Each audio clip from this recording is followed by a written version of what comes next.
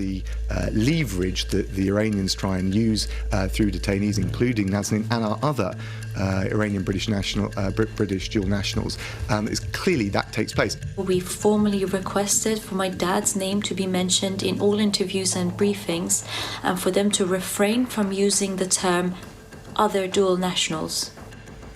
The other UK dual national in Iranian detention has a name: Anoosheh Ashoori, a 67-year-old retired civil engineer who was arrested in August 2017 while on a trip to see his mother.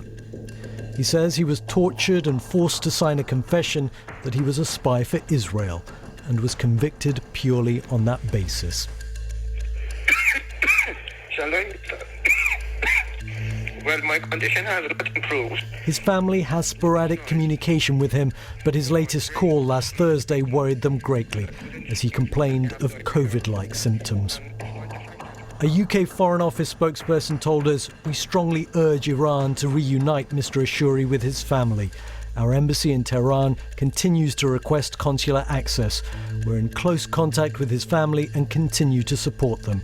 We remain committed to securing the immediate and permanent release of arbitrarily detained dual British nationals in Iran."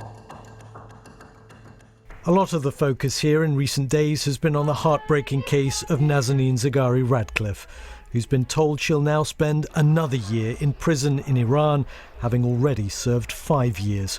Her lawyer says she's been accused of propaganda against the regime for attending a protest outside the Iranian embassy in London 12 years ago. Both Nazanin Zaghari-Ratcliffe and Anoosheh Ashoori have been led to believe their continued detention is tied to the payment by Britain of a debt that dates back to the 70s. Then Iran, under the Shah, paid the UK £400 million for tanks that were never delivered after the Shah was overthrown in the Iranian Revolution. The legal dispute over military equipment dating back to the 1970s is still ongoing. We have been involved in those negotiations for a long time, and they are still happening. The incarceration of British dual nationals, including Nazanin Zaghari-Ratcliffe and others, is a completely separate issue. A remarkably similar dispute over an arms deal from the 70s was the backdrop to the imprisonment in Tehran of an American journalist, Jason Rezaian. It was resolved with the Obama administration paying $1.7 million in cash and Mr. Rezaian being released the same day. He was asked about the case of Nazanin Zaghari-Ratcliffe. Is a deal the only way you think she is going to get out? Yeah, I mean, I don't think that you can ever expect the Iranian regime, especially when it takes a foreign national, and especially when that foreign national is a dual national, yes. You can't expect them to do the right thing. Soon after that huge US payment was made, relations thawed somewhat and the nuclear deal was signed. But for many, paying money, in effect, to release prisoners sends a dangerous message to Tehran that you get your way if you take hostages. And instead, a strong moral message needs to be sent. But then how long-term is this cycle of arresting dual nationals and bargaining for their release broken? The question is not, how do we, morally point out that we are superior? Because we can do that all day and we will end none of this phenomenon. If the actual objective is to be able to bring a stop to this, we know the path that seems to work and we know the path that clearly does not work. If we manage to diplomatically reduce tensions, get these hostages released through prisoner exchanges, we have a far greater chance of making sure that this horrible type of phenomenon that the Iranians have engaged in does not continue to take place. For now, others, including Morad Tahbaz, the joint UK-US Iranian citizen, are among the many pawns in this diplomatic game, one that every day is causing anguish for families dotted around the globe. That was Alem Maqbool, and we invited the government onto the programme. They said no. Joining us now, Elika Ashoori, daughter of Anoosheh Ashoori, who you saw in that report. Elika, just tell us, your father has been in prison in Tehran since 2017. What would it take to bring him home? We have campaigned tirelessly, for years now for him to come home, and there's only so much we can do as a family that is effective. I think when it comes down to it, it is down to the governments to settle their disputes and to avoid people being used as pawns in the middle of all of this. And when you say settle the disputes, do you mean settle financially, or do you mean that the negotiation hasn't been strong enough? What are you suggesting the government should do? Well, the Foreign Office has insisted that the strategy that they have in place is one that would work. But this is a strategy that has been going on for over 5 years, and not only has it not resulted in success, it has actually made matters worse. Nazanin's had another extra year in prison, and my dad's phone rights have been taken away. He's not been granted medical furlough. So we don't know what goes on behind the scenes, and we are not privy to knowing what those strategies are. But they clearly are not successful, because you rate a scale of success by results that you get from it, and so far there have been none. The British government has acknowledged that it owes money, this decades-old debt, but they haven't linked it to the hostage taking, and you can see why they don't want to get into a spiral where they seem to be paying for the crime. Yeah. Yes, it is a money that's owed to Iran, and there are ways for this money to be paid that benefits the people of Iran and not the government, because Iran has struggled a lot during the pandemic with PPE, medical equipment, medical care, and these are negotiation points where Britain could take up and release these funds in terms of those things. So, what, as if it was philanthropy, as if it was like humanitarian aids, and there are ways for this debt to be settled. That is not just assets going to the Iranian government, and at the end of the day, it's a debt that needs to be honoured. And for now, if that means resulting in releasing hostages, then why not honour that to save some lives, and then review the policies that the government has on arbitrary detention and hostage diplomacy to avoid these things happening in the future, maybe by protecting their citizens in new policies where they can feel safe travelling to these countries. Do you think your father has been under the radar in a way that Nazanin Zaghari has been much more public? Yeah. Do you think one strategy has worked better than another in terms of diplomatic efforts or in terms of getting closer to release? I know that my father's case hasn't been as successful publicly as Nazanin Ratcliffe's, and there are a few factors for that having happened. One is that obviously there's a stigma behind a Middle Eastern man being in jail in a Middle Eastern prison, and us as his children or family, we are here, we are grown up, so there isn't much there for the British public sympathy to be evoked.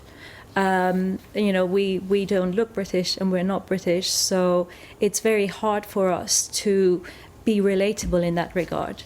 And also for the British government, for them, there is less pressure if they focus on mentioning Mrs. Ratcliffe's case as an isolated incident, because once they start mentioning all the other cases to the same scale, then this goes from being a single event to an international disaster. Understood. Elika Ashoori, thank you very much for coming in. Thanks for explaining it to us. Well, joining us now, Lord MacDonald, former head of the Foreign Office, and Stephen Mull, the veteran US diplomat, the man tasked with implementing the Iran nuclear deal under Presidents Obama and Trump. And Lord MacDonald, if I can start with you, first of all, the point that Elika just made, which is that as soon as you join up the dots, you realise it's not one isolated incident or one mother, one woman. There is a sort of a pattern of sorts going on here, which perhaps makes it more incumbent on the government to recognise the scale of the problem. as your packages make plain, there are multiple problems that we have with Iran right now. They all need to be solved, even though they are not linked. And there is no link between the case of Nazanin Zaghari-Ratcliffe or other dual nationals in prison and the debt. Nazanin Zaghari-Ratcliffe wasn't even born when the debt was incurred. But the Iranians have established a link. We reject that. I think it's clear why.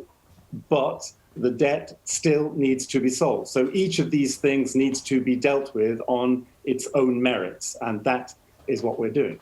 Isn't it naive to suggest in a way that you can disentangle these things? I mean, you've heard Jeremy Hunt say, you know, why have we dithered in sorting it out? He's talking about the debt. Ben Wallace from the current administration is saying the same. If we honour that debt and find ways to return it to Iran, I mean, isn't the truth that that debt may pave the way for the release of people that need to get back home to their families? The debt is a debt and needs to be paid. There are lots of ideas for how it might be paid. It might be paid in installments. It might be paid in kind. Humanitarian assistance has been mentioned in your program. But getting the money or getting in-kind aid is part of the problem. And Iran is still subject to comprehensive US sanctions. And it is very difficult to get anything into Iran without violating those sanctions.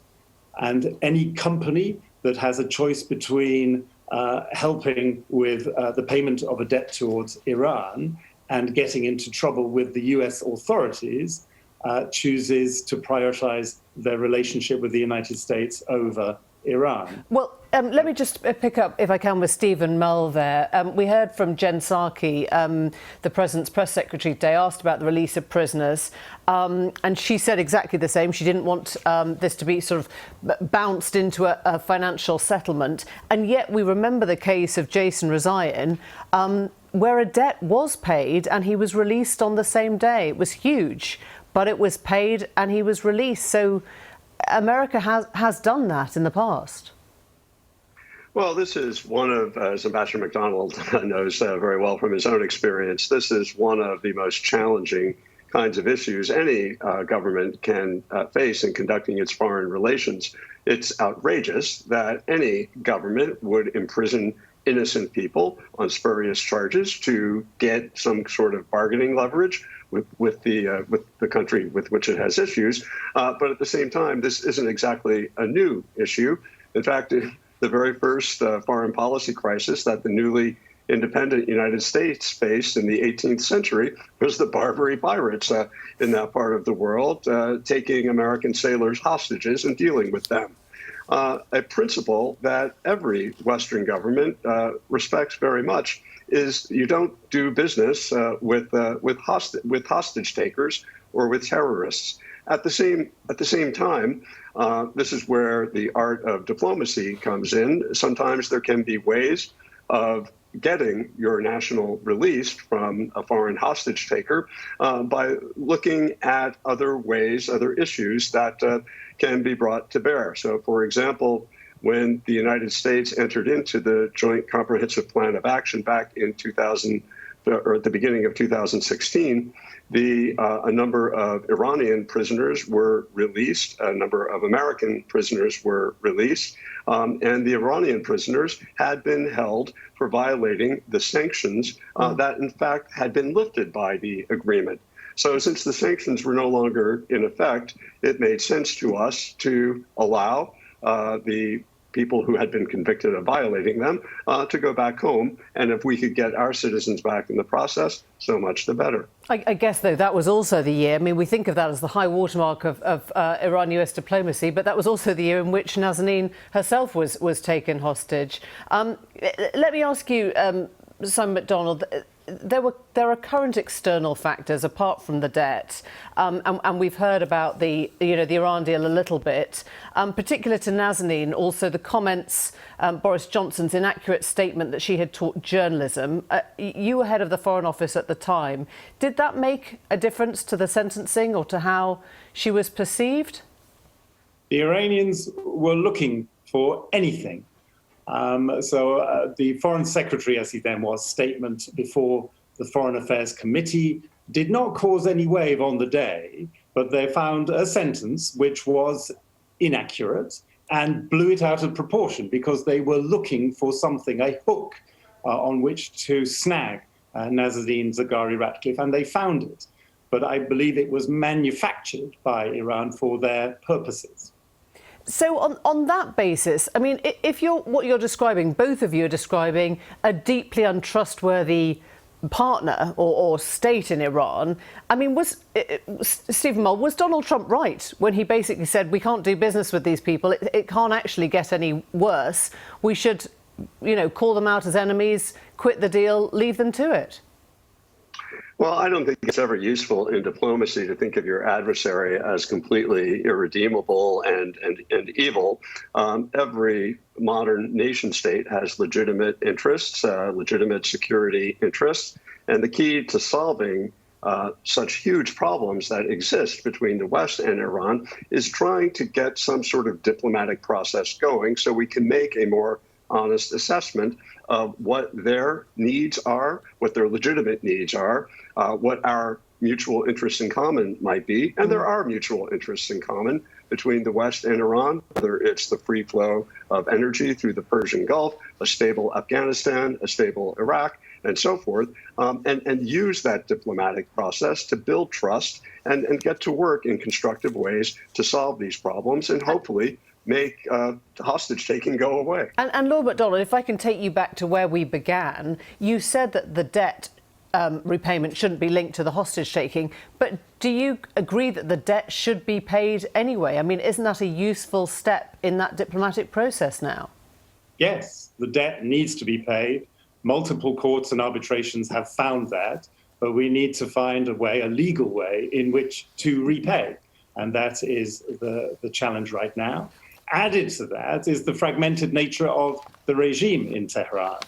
The people that diplomats deal with, around Foreign Minister Zarif and President Rouhani, I think understand the unacceptability for their international reputation of what is going on. But in this policy area, the IRGC, the Revolutionary Guard, is calling the shots. OK, thank you both very much indeed. Thank you.